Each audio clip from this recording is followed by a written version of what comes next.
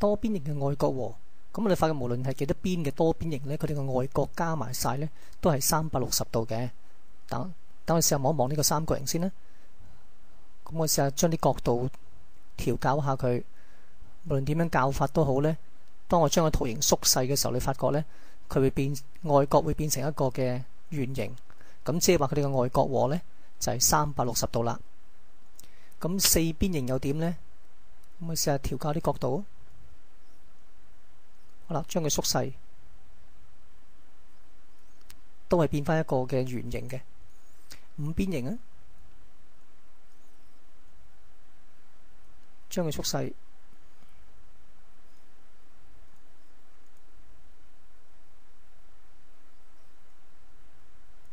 六邊形啊，